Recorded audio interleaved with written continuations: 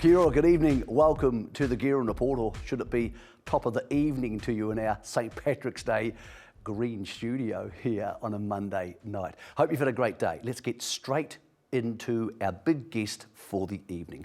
Lance O'Sullivan is part of the Lance O'Sullivan Andrew Scott training team. You saw them winning at Tauranga with Waitak on Saturday. It has been a huge season for them. Let's go behind the scenes and find out more about the man and about Wexford Stables. Wexford Stables have had a wonderful last 2 years. For those people who haven't been there or know how the structure works, how many barns, what's the ultimate decision-making process, who's in charge of what role does your brother Paul play now that he's back from Hong Kong? I think in the last 2 years, probably Wexford's had a huge resurgence, and a lot of that comes down to, prior to that, any good horses or likely stars coming through the ranks, you know, they were filtered off to Paul in Hong Kong, and that was pretty much Andrew's and my job to keep his stable afloat and be sending our nice horses through. You know, we send Aero Velocity there, and you know, history will tell us all he won 7 Group 1s, I think 2 or 3 internationals, a Group 1 in Japan, Singapore, and as I said to Andrew, well, if we had been able to retain him, we'd both be famous now. But that wasn't to be. But, you know, in the last 2.5 years since Paul hasn't been taking them, it's made a huge difference. We have a 40-horse barn, and we've just had an addition of 12 more boxes. Look, Andrew probably has a handful at his place of horses that we think are better off trained out of a paddock, and that's pretty much the whole operation. We're blessed with a very good staff, and that is so important. You know, we've got people that have brought into the game what we want to achieve, what we want to do, and you know, they're very passionate, just as passionate as what Andrew and myself are. Now, who's in charge? That's a very good question. Andrew's and my wife's would both say that they are. But look, we have a fantastic relationship where we've been together now, look how many years is it? Must be 14 years. I think Andrew might have been with Wexford for 16 years all told. I haven't had my name in there for all of those years, but we very rarely have a disagreement, and in fact I can't even recall the last one we've ever had. And you know, we both respect each other's opinions very much, and we take on board what the other one has to say. But yes, it's been a partnership that just couldn't have worked any better. You were a great rider, and obviously there's an adrenaline to riding. What do you like about training? Well, look, they're chalk and cheese. You know, if you try and compare the two, you know, when you're a jockey, you can walk back in and hand the reins over to somebody else and sort of hope like hell they don't call you next week to ride it if it's slow. But when you're a trainer, you know, you have a real empathy for the horse. I think that's the best way to describe it. You know, I'm at a stage now in my career where I do it because I actually love the animal, and you love seeing the animals sort of come through the grades and go on and to be hopefully good, if you like. But I think just a passion for the horse. You know, it's not everybody. We all love to win a race. What do you love about them, though? What do you love about being around horses? Look, they're a remarkable creature, Mick, you know, and you look at a horse, you know, if a horse has a bad experience, you know, 10 years later in the starting gates or whatever, you take them back 10 years later, they will not forget. And they're, you know, I'm not saying all horses, but I would say 90% of them. The best way to describe it, if you're going to work every day, and if somebody's ill-treating you or bullying you or not treating you properly, are you going to enjoy going to work? Are you going to perform? You're not. And it's exactly the same with horses. So it's a matter of keeping that horse happy, and he will perform, and you just get huge delight when you actually see that. Your dad, your late dad, was one of the greats. What did you learn from your dad about training racehorses? Look, I think patience was one. Do what's best for the horse, not what is actually best for you. And I think empathy towards the horse. And there was you know, the horse always came first. It wouldn't matter if we finished at 10 o'clock in the morning and you're dashing in for breakfast. If the horse hadn't been attended to properly and fed and watered and have everything done to that horse to keep so it's happy and comfortable, we would be sent back out. And I think that's what we're taught. The horse always came first. What about Paul? What do you think Paul's strength is as a trainer, and have you learnt anything from knocking around with your brother for all these years? Well, I think Paul's just a junior of my father, if you like, as far as the way he trains. You know, he's you know, you talk about the old horsemen, you know, and my father was the old, you know, they're not only great trainers, but they're horse people. Paul is also one of those people. And, you know, you see a lot of young people come into the industry and they'll be doing well, but how many actually are real horsemen?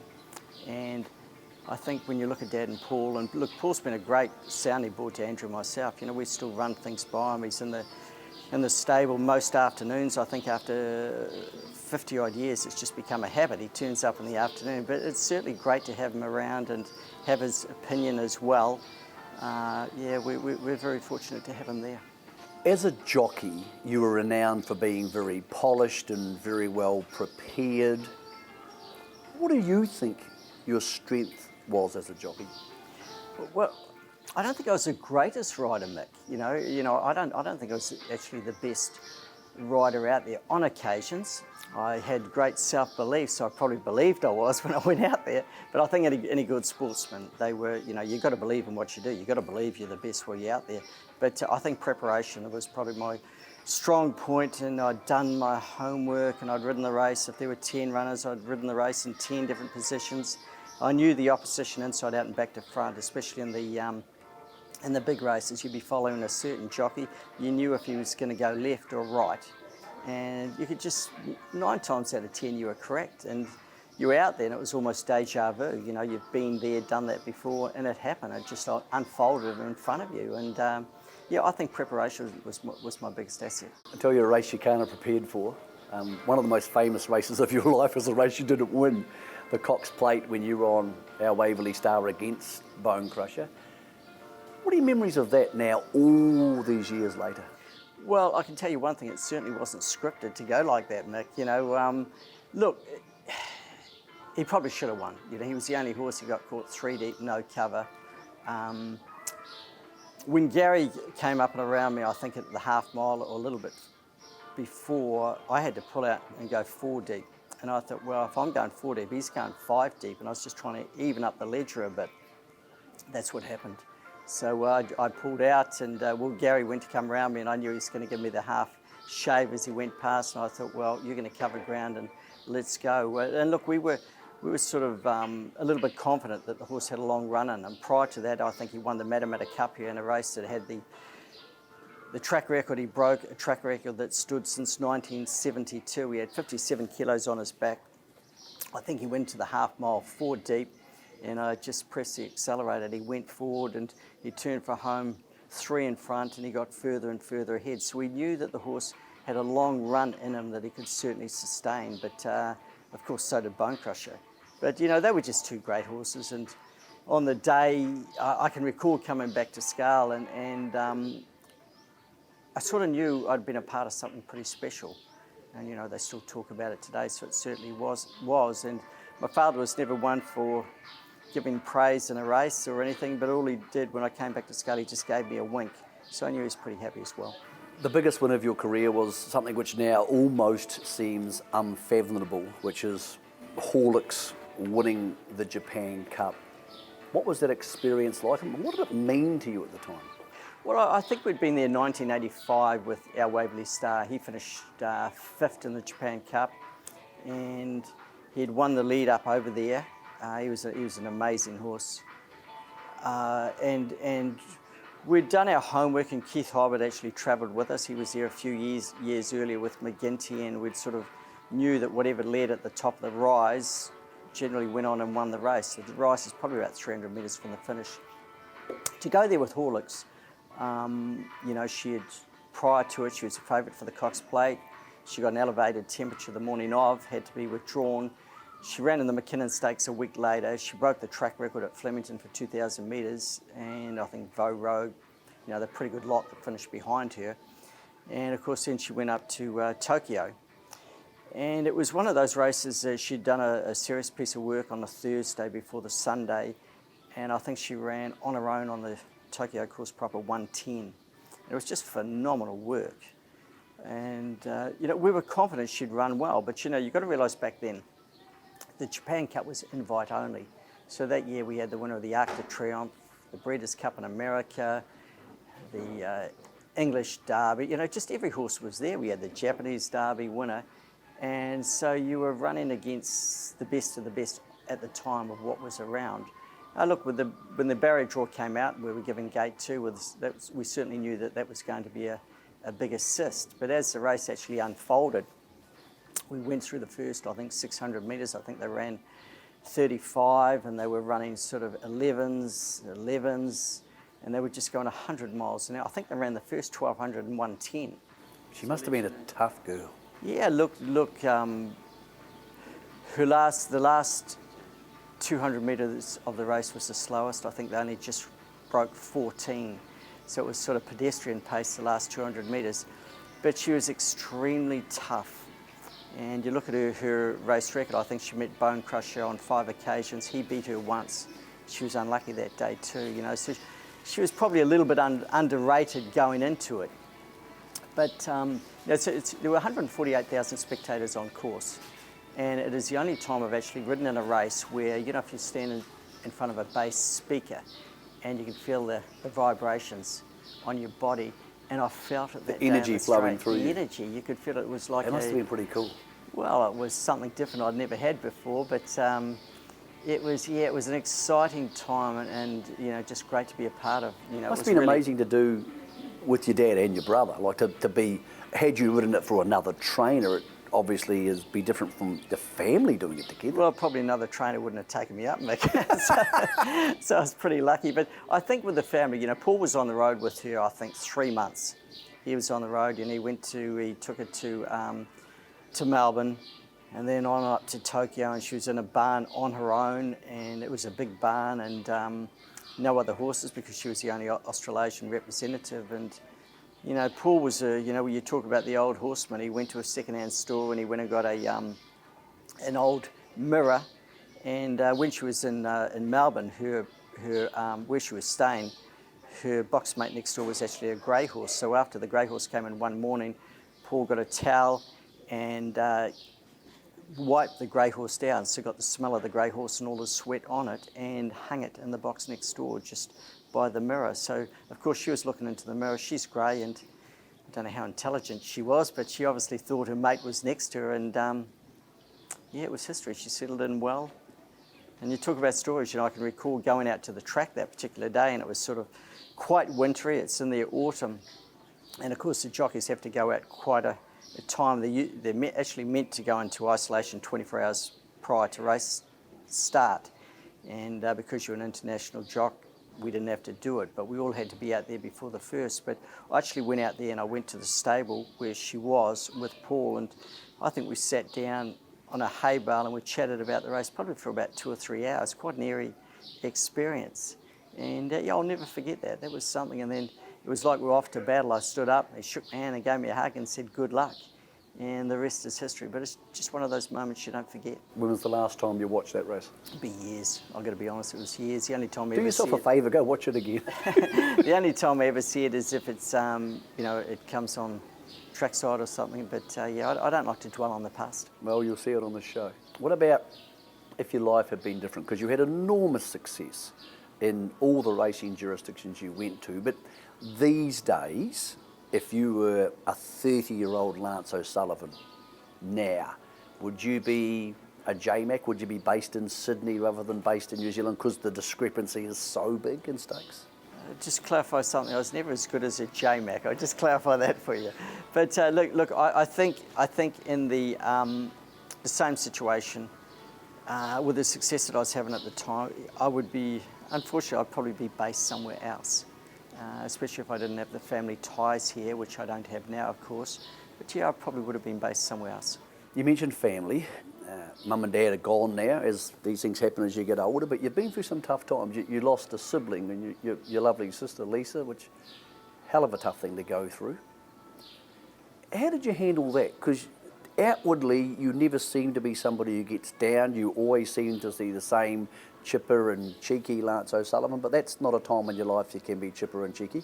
No, Mick, I think, we've all been brought up pretty staunch and pretty tough, and You know, when we were at school, you know, we were the poor kids at school. You know, we certainly, you know, we didn't, my parents never drove the flash car or anything. You know, my dad was a pre-trainer up until I was about 10, and he had jumpers, so we're never from a privileged background or anything, but we were all brought up pretty tough. You know, we were always taught, you know, whether it's good or bad, we didn't shed tears, and that's just the way we were brought up. You know, we carried my sister's coffin, my mother's, my father's, but none of us, you know, don't worry, we all had our moment in private, but openly in the public arena, you know, keep your chin up, get on with the job, get what's got to be done, and that's how we all brought up, the whole family pretty much.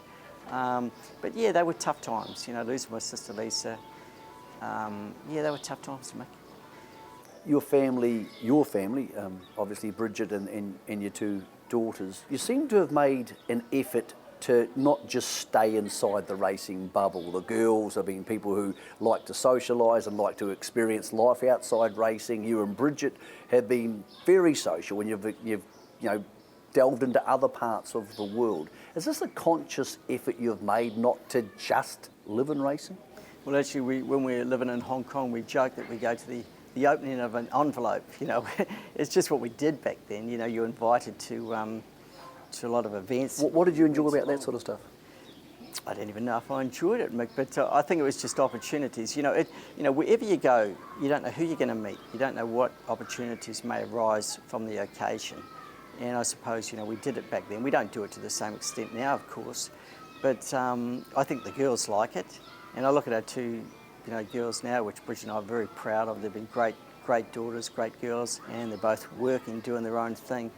And they're excited about the racing industry. They love it. They love dressing up and all the other things and all the, you know, the trimmings that go with it. But I enjoy the social side of it, but a little bit quieter now, I can say. There's so many great horses I could ask you about, but there's one I have to ask you about because I loved him, and I think many of our viewers loved him. Mr Tiz, what was he like? He was an amazing horse, and he lived out his retirement at Wexford. I think he passed away at 28 years of age. They found him lying down in his paddock, and look, we'll never see another Mr Tiz. You know, we've seen many great horses in New Zealand. There will never, ever be another Mr Tiz. And why I say that, not only because he won 3 railway handicaps, when the railway handicap was a proper race, but it was his ability to carry weight. And you know, when he won his last railway handicap, he got up 20 metres to go and he beat this horse on the line. He was carrying 11.5 kilos more than the second horse. And that is just never done. And when he travelled and he won the Galaxy handicap in Sydney, and you saw him come from back, and he comes from an absolutely impossible position. He had 3 kilos more than the number 2 horse handicapped in the field. So he had, he could just had the most, and you know, weight just didn't stop him. When I think back when he won his first railway handicap, I think he had 50 or 51. Well, it was a pretty good thing when you look back on it now. He won 3 railways. He won the Lion Brown Sprint, as it was called back then. He won the Galaxy. He should have won 3 Telegraphs. He won 2. And the third one, look, he was a back runner. He got back in the field, and he just cruised into second. You know, the winner was off and gone, but he was an amazing horse. You know, the 3rd railway handicap he won, and he got badly skittled after probably about 300 or 400 metres. He drew a good gate, got badly skittled. He went from probably 3 back to the fence to equal last. And I can remember on the corner, I'm trying to pull him out, trying to come out, and he just wouldn't. And he just kept lugging back to the fence, and he got a run up on the inside. Now, if I had pulled out and gone round them, he couldn't have won. And he probably thought, at the time, what are you doing, you stupid bugger? I can't win with what you're trying to make me do. And, you know, he was one of those horses. He found his own gaps in a race. And he would go where probably a lot of other horses wouldn't go. You know, you could almost just sit on him. You're on autopilot. And, yeah, he'd find the gaps for you. Look, he had a bit of a high head carriage. He wasn't the most comfortable horse in the world to ride, but he had a tremendous will to win. Tremendous, which you just don't see that. We love bests on the Guerin Report, so I need a couple of yours. What's the best horse you've seen? The best horse I've seen? Look, I've been fortunate in Australia, of course, to see Winx, Black Caviar, Kingston Town. Look, Sunline, I don't think New Zealand will ever see another Sunline. And, what she did and the way she did it, she travelled, she won in Hong Kong, she travelled, performed well in Dubai. She raced all around the world. New Zealand will never, not in my time, will see another Sunline. I can recall, I remember she was on a winning streak, she was winning everything, and she very rarely raced here in New Zealand, and I think it was the same race, the Lion Brown Sprint. And Greg Childs came out to ride her, and all the New Zealand jocks had great ideas of how we were going to get her beat. And anyhow, she was taken on in front. That set a pretty hectic pace. I was on a pretty handy horse. I think I was 3 back the fence, and I thought, well, this is just great. She can't keep going. Well, I tell you, she turned for home. She put 6 lengths on us. She just left us standing, and she's the best horse I ever raced against. Yeah. That I wasn't sitting on, but she was the best horse I ever raced against. She was phenomenal. Who was the best horse you rode? Look, I was lucky. I rode, Horlicks, Mr Tiz, Our Waverley Star, Service Paradise, O'Reilly. The list is never ending. And those are only the ones that are from our stable. I rode some very good horses for other trainers as well. Probably the best racehorse was Mr Tiz. The toughest was probably Horlicks. The most untapped was O'Reilly. What he did was all on one prep. And Waverley Star, he was a great horse. I just think his record speaks for itself, but I think he was actually better than that. Who's the best jockey you've seen? Best jockey, Lester Pickett. I rode against him. That must have been cool. Oh, he was... And daunting? Well, I tell the story. I was in Hong Kong, and it was my first night up, riding up there. It was about 1993. And it just happened in a race. I ended up outside him, and he was saying something to me. It was very difficult to understand the way he spoke. Basically, I got the drift that he wanted to get out of where he was. Well, I actually turned to him, and I used a few explicits myself. I won't tell you exactly what I said to him. Long story short, he didn't get a run either, but he was superior to any of us. He made us look second rate when he rode, I'll be honest with you. The next morning we're at Sha Tin. There was a big yard where all the horses came in, where the jocks would mount up and go out to work. Well, he was on the other side standing on his own, and I was opposite him, probably some 100 metres away, and I looked up. I could see him looking at me in the distance. All of a sudden he starts walking over towards me. I thought, this is going to be good. I'm going to cop it here. But anyhow, he came over and he asked me where I was from, asked my name, and he was very friendly. But he was probably the greatest jockey. Look, I rode against your Mick Cananes, your Shane Dyes, your Darren Beedmans, your Jimmy Cassidy's, your Mick Dittman. I rode, and that's, rode against some great jockeys here in New Zealand as well.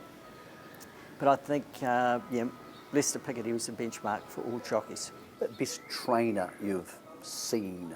Look, it's very hard to compare trainers from one era to the next. Training has certainly changed a lot. I probably couldn't mention Andrew Scott. No, probably not. But look, you look at the old horse trainers. I was very fortunate to ride for a great trainer, and I still say my dad was the benchmark, and my brother Paul, he carried on with it. But I was in an era where there was a lot of very, very good horsemen when I rode. You had your Noel Eels, even your old Norm Crawford. He only had a few horses. Jim Gibbs was a very good trainer. And Jim Gibbs, I put him in my class, same class as what my father was. Although both those two would still argue that both of them were better than the other. But but what they all had in Noel Eels, what they all had in common, they were horsemen. They were complete horsemen. The horse came first. They almost, you could see them, they almost thought like the horse. I'd be going out to ride a horse for my father track work, and it'd be galloping, or it was down to do a bit of fast work. You get out and he'd say, just canter it once inside. They had the ability to look at the horse, change their mind, and make a decision for the horse, for the better of the horse. So, look, that's in New Zealand and Australia. Well, of course, your Bart Cummins, your Tommy Smiths, and so on. They're all geniuses. But I was fortunate to see a lot of very, very good horsemen. New Zealand racing's going through a time of change like we've never seen before. If I gave you a magic wand and said you could speed up any process or just point blank change anything about New Zealand racing, what would you use that magic wand on? Where do I start? Look, look, New Zealand racing is getting better. We still have a long way to go. You like to see everybody working together more, as opposed than making decisions for their own benefit. I'd almost like to see a dictator come in and say, hey, that's what we're going to do, just like they have in Hong Kong. Peter V'landys. Exactly. Well, look what he's done for the Australian race and for Sydney. And, you know, the trouble with here, you know, the politics, trying to get anything done, you know, there's a lot of great ideas, but, you know, how long does it take to make changes in our industry? And, you know, look, I've got nothing against the jump racing, but, you know, you look at it and, you know, how many trainers actually train jumper. I just saw about 10 people just turn off the TV right now. But, you know, there's a lot of things. You know, I'll tell you something that I don't love is our judiciary system, where the stipendiary steward lays the charge, the JCA panel hears the charge, of course the steward gives his evidence, then we get a right to reply, and then the JCA panel then go back to the stipendiary steward and say, what's your opinion? Well, you know, that's just stupid. He's already had his say, you know, and you don't get the right to reply. So, you know, that system doesn't work. You know, it's certainly, you know, you look at the Australian system, they've got some very competent people making decisions there, and they don't get it wrong very often from what I can see, but I'd like to see our system change. Our thanks to Lance, one of the champions of the game, and congratulations, of course, to the family on Katie's recent marriage. Good news on St Patrick's Day here. The TAB this morning in Manukau launched the new TAB terminals for you, the self-service terminals, to enable you to get some bets on a lot easier. Now, I'm not saying the old ones were bad, but, well, they were sort of bad enough they needed to be replaced. We're modernising things in the modern world. It's going to be a lot more like the app and the website, and therefore a lot easier for you to have a bet. Well done to Sam Moncur, the new boss here at TAB New Zealand. Looking forward to having a play on them at some time in the future. Next week on the Guerin Report, we are very privileged to have a special guest, the Deputy Prime Minister of the country, and of course the Minister of Racing, the Right Honourable Winston Peters, exclusively with some very big opinions and big quotes that matter. That's on the Guerin Report next Monday, and trackside.co.nz at 8 p.m.